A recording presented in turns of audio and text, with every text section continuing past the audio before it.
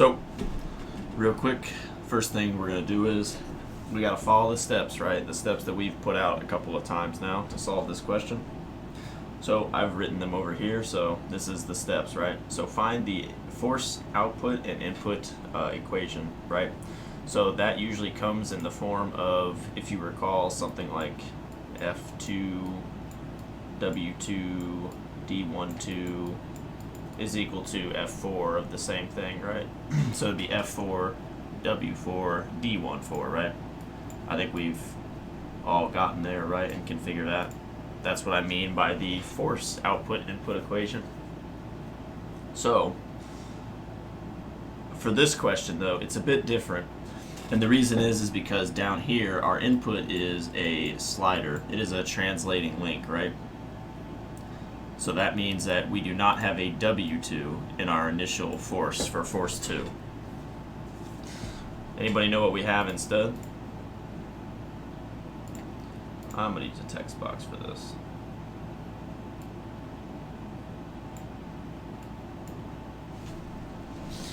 Anybody? What do we have instead in the place of a W2 here? Remember, W2 is angular velocity. So it was force times angular velocity times D12. For ours, this time it is force times what type of velocity? It's not angular anymore, right? Because there is no angular movement here. Essentially, it's just sliding. So what type of velocity is it? Just a normal velocity, right? A V2. So, with that in mind, F2 times V2. Everybody agree with that so far? And because remember, this is not being spun about an axis, we don't have to have D12 in there because, remember, D12 was kept there because it was the perpendicular distance that the force was acting on to a spot that it was rotating about. Because this isn't rotating, we don't have to have a D12 in there, right? And it's equal to, so F2 V2 is equal to, now let's look at the output. The output is this force. I am so bad at that. Why do I always forget? So the output is that force up there. So the output is F4. Is F4 rotating about a point? It sure is. It is definitely rotating. It has revolutes here, right? So therefore, this is spinning this way. The force is being applied by how this thing is pushing. So when we push this, it's turning the force. It's essentially turning us this way or this way, depending on which way this roller is going, right? So F4, since that is our thing, our output force, we would say F4 times W4 times D14, right? And that is the vanilla equation, the generic equation for our question here. Now, obviously, if we rework this, right, which is what we're supposed to do, we're supposed to rework it and put F4 over F2 is equal to V2, and it's all divided by W4 times D14, right? Everybody see how that worked? Essentially, I just took V2, moved it to here, and then moved the other stuff to the other side, or F2 over here, and lift this to the other side. So we now have V2 over W4 and D14 on the V2 over W4 and D14. But there's one more thing that we have to do here, is that we have to change. There's one more thing. So we have to change what V2 and W4 is equal to, because we don't actually know the velocity, right? But we know that V2 over W4 can be represented in some other way, right? It is represented as F. It's 1 over F4, right? It's the 1 over the kinematic coefficient. So 1 over the kinematic coefficient, we can go back to our notes and find this. I should have had this ready, but I did not. I will go back and find it. But I'm pretty sure I know what it is. I think it's just I14, I24 or something like that. But I will find out.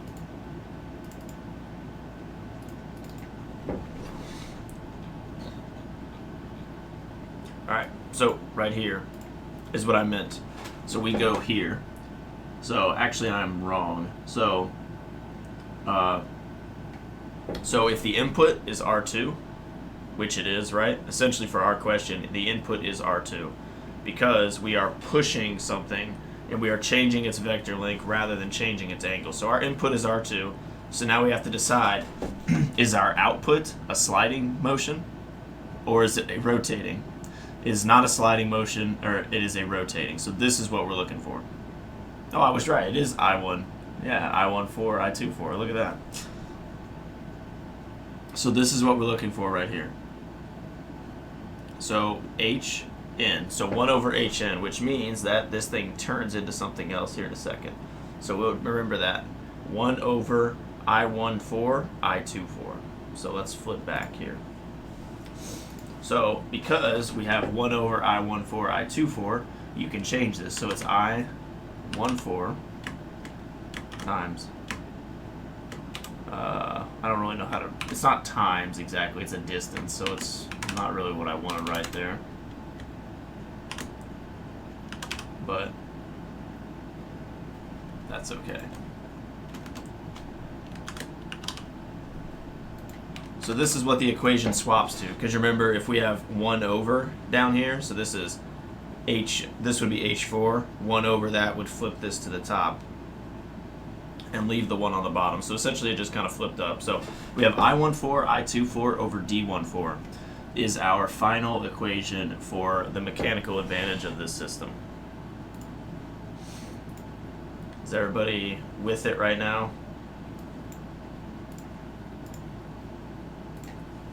Hopefully everybody's got this one. Okay. We got a thumbs up and a plus sign. So it looks like we're going good here. So I'm going to leave that right here. So this is the transformation of the original equation right here. So step 1. Now step 2, although I don't think we don't have to do step 2 because of the way the mechanism is written. But in other ones, like you recall, where link 3 was the one where the force input was on, if you numbered it normally, if it's like that, you change it to 2. So you swap 2 and 3 or 2 and however many links there are, make sure 2 is the input just for simplicity, because that's how we've always done it. But this one does not have to do that because link 2 actually is the input and some other link is the link output. So this is good. How we have it is fine. So let's get rid of that. So now that we know that, let me go ahead and check mark it off. Doop. And doop. Alright. So then it says find the distances and instant centers that must be found in order to solve for mechanical advantage. So right here, we've already done that in a way. So we have found that this is what we have to find, right? We have to find I14 and I24 and D14, right? So we will work on finding that in terms of numbers. What I mean by this first one is just know which ones you have to solve for, right? Because I don't want anyone to have to solve for 12 instant centers and then realize they only needed 2 of them, right? So just know what you're actually solving for. So now I'm going to go ahead and put up a 2D shape, put up this circle, the instant center circle. So let me go ahead and do that. So we have, looks like 1, 2, 3, 4, and 5 links. So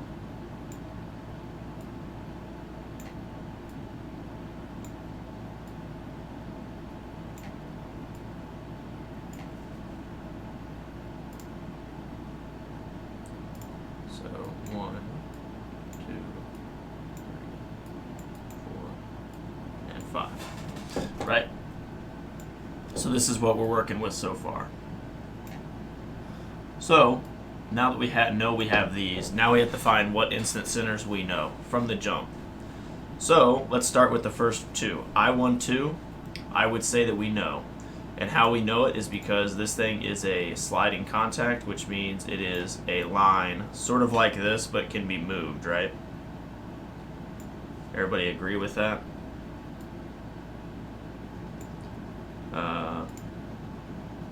So I'm going to, I'll just leave it down here. How about that? I'm going to try and draw them as we do it, but I'm going to leave this one down here for right now. And this is I12.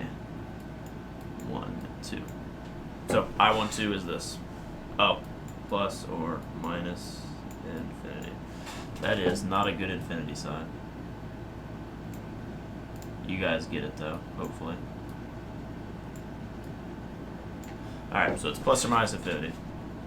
Now let's move on to the next one. So then, let me draw that.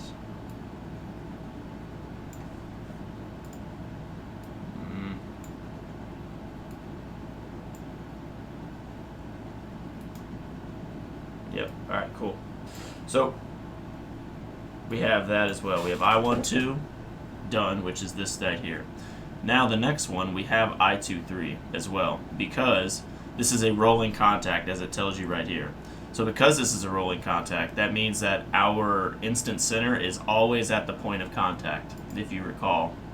So that means that I23 is right there somewhere, right? Every time it's contacting, it's like basically it's on the tangent point, essentially right where it's contacting the ground. So I23.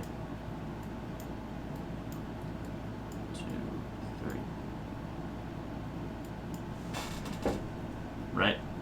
So I23 is that little point. So we can draw that one as well. So up here, connect it. And then I34, this is a revolute point, which means that it is always inside of here, right? It's on that revolute, which means that we know that one as well. So I34 rolls this way. And then we have I45, which is once again revolute pin right here. So I45, fairly easy to know, right there. And then we have I51, which is this revolute pin right here, connected with the ground. So let me see this. This will be I45, I51, I43. So we have all of these points.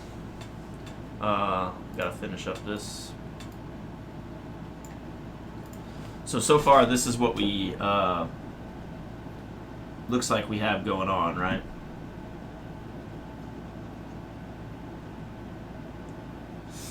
Am I missing one?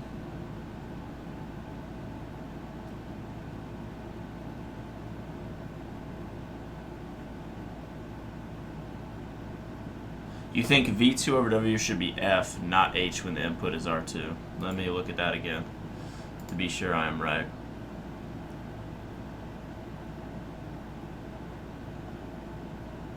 So the way it works is that right here.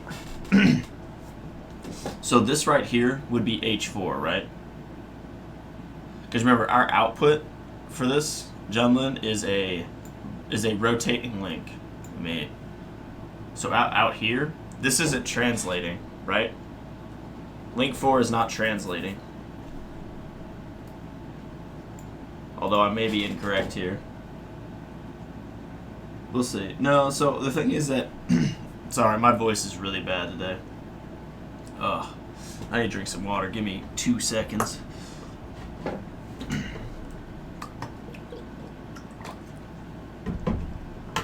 Oh, man. So, if it's F sub n, it means that this link is translating. So if this was F4, it means that this link is like a slider, essentially. And this link is not like a slider. At least in my opinion, it isn't. Do you get the point, Junlin? Essentially, we're looking at H sub 4, which is what we replaced it with here, is because link 4 is a rotating link, not a sliding link.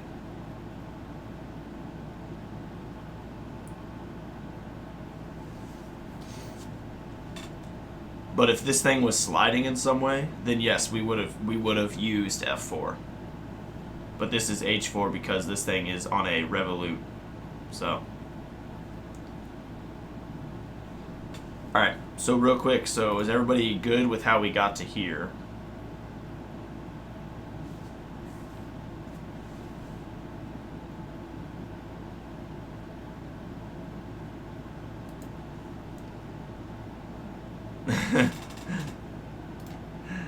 Oh man, you were prepared for that. But we've also missed a link, by the way. We've missed a instant center. Can anybody tell me where it is?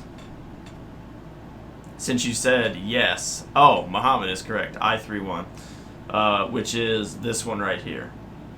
This circle is grounded to spin on here.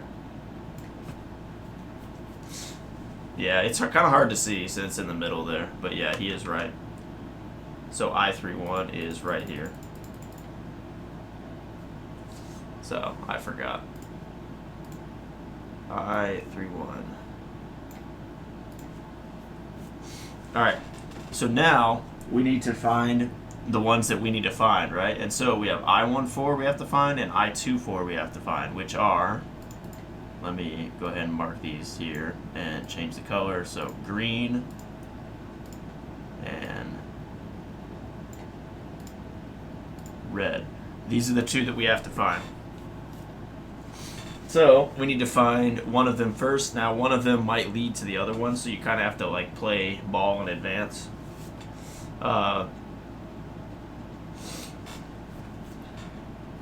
does anybody have an idea of how we might find one?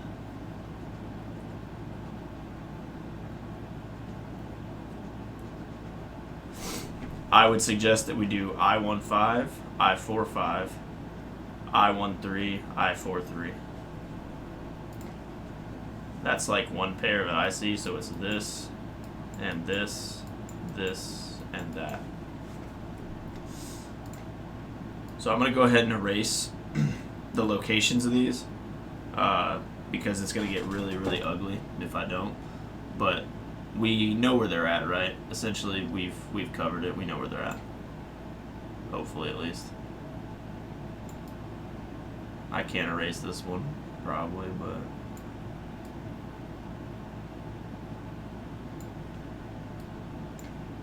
we'll do our best.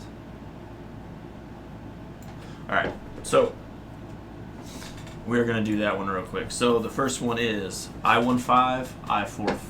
So I15, I45 is right here. So I45 is this dot, and I15 is here. So therefore, that circle might be poorly placed. We'll see in a minute. But for now, we're going to put it right there. Right? A straight line through both of them. Now we have to do I13 and I34. So I13 is right here, and I34 is right here. So it is a straight line through both of those. So 1, 3, here, 3, 4.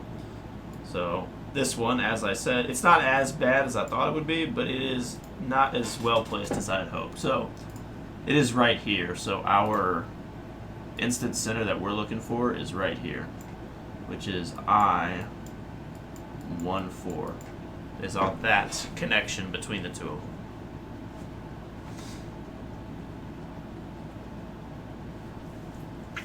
So now that we have that, that one's good. Now we have to find this one. And because we found this one, it opens us up to finding the other one.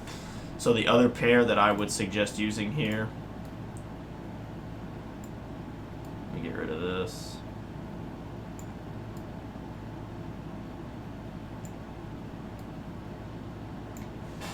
I would suggest using 1, 2. And actually, what was I looking at? Oh, that's not the one I was looking at. I would suggest using 3, 4. So here and here. to use this line. And then I would suggest using 1, 2, and 1, 4.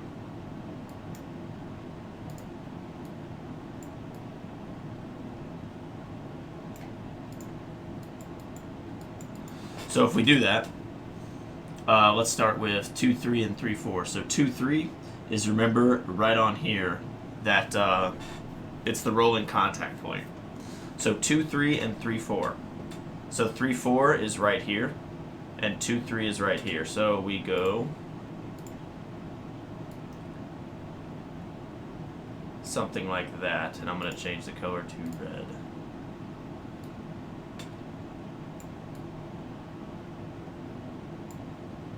Something like that. So that takes care of the first one. Then we have to do 1, 2, which is that plus or minus infinity. So it's 1, 2 to 1, 4. And 1, 4 we found was over here. Oh, wow. Yeah, this one's going to be off the page, it appears. Yeah, it's going to... So this circle is poorly placed, but it's okay because what I'm going to do is I'm going to draw it anyway, and you guys hopefully can see what I mean. But it's poorly placed. So what you have to do is, because this is a plus or minus infinity, this line, so I'll draw it real quick. Because this line is supposed to be dragged up to where its pair is, we have to drag it up to 1, 4. As you can see here. Drag it up to 1, 4. And then this line had to go further. So this one has to go further. So like that. And the connection between the two of them, let me go ahead and erase all this. Yeah, I'll get rid of that to make that a little more clear, but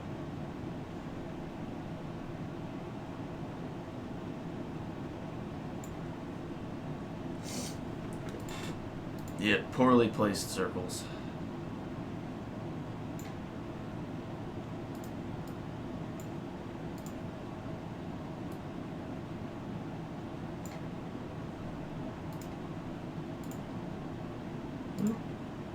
And right here is our dot for I. What was it? 2, 3. It wasn't 2, 3, was it? Which one was it? 2, 4? I think it was 2, 4. So I 2, 4 right there. So now that we have both of those, we can then do the highest quality part of this, is measuring the distance with a ruler. So let me pull out the high quality part of this production.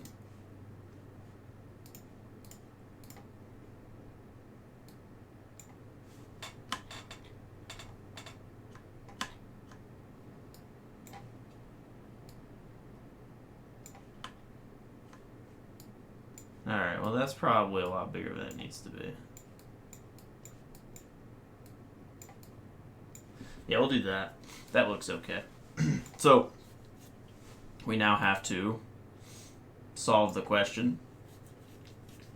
Solve the question using the distances we find from our on-screen ruler that I clipped out of a website. So, we have to measure them. So what ones do we need to know? We need to know I-14 and I-24's distance from each other.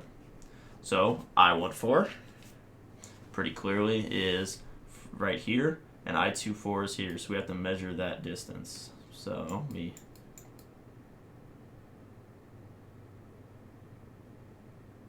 essentially something like that. Now it could be a little further, a little closer, you know, just depends on where you put your dot. But we can call that one what, like 2 7/8 or something? I mean, I don't know, like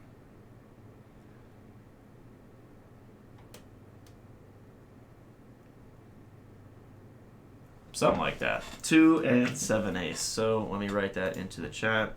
So I-24, I-14 is equal to 2 7/8.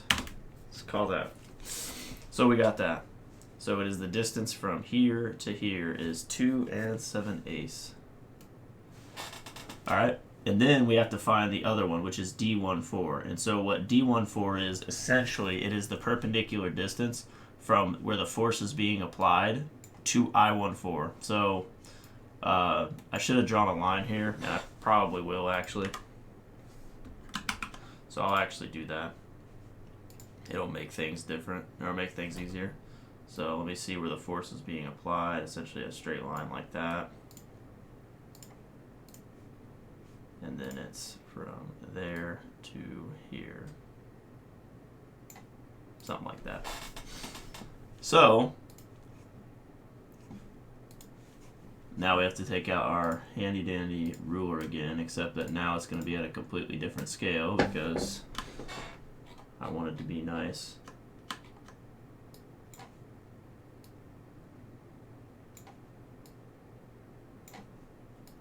Oh, this seems about almost the same, right? Yeah, whatever. It's okay. You guys will have your actual rulers on the exam, so no big deal here. But you guys see the point, though. That's the important part. Is if you see the point of what I'm doing, right? Like, that's what I need to know. So it appears that this one is 2 3/4, something like that, I would say, because right here is the 3/4 mark, and we're pretty much on it. So I'm going to say 2 3/4. So D14 equals 2.75. All right. And now that we have that, you guys guessed it, we can now solve the problem. So let's go that, and we can solve the problem. So let me write these on the screen just for people who might watch this back. So D14 equals 2.7. I14, I24 equal to 2.875. Alright.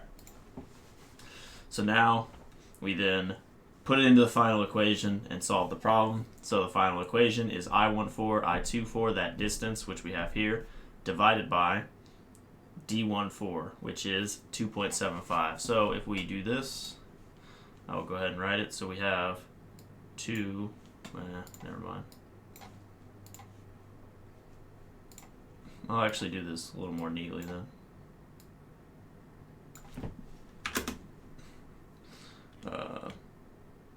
2.875, 2.75, right? And that is equal to, anybody got that? While I was, no one's got a calculator out.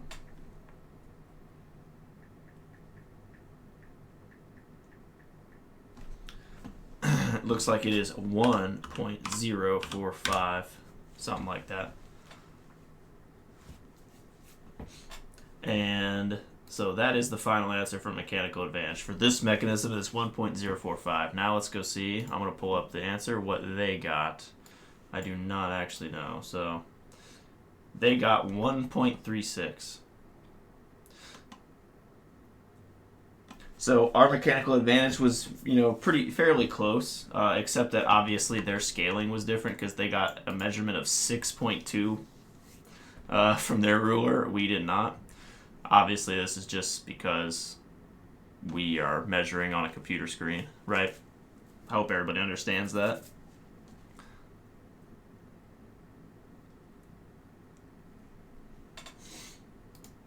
So essentially, that is all you're going to have to do on the exam was what I have just done. You're going to have to do these steps and work your way down. And so as long as you know these, you should be good. Find the instance centers you need to find. And yeah, if you guys have any more questions, feel free to ask. But like I said, we're going to move on really quickly and talk about the next chapter, which will be force analysis of mechanisms. And then after that, you guys are free to roll. So let me end the video, and then we can start on the next chapter.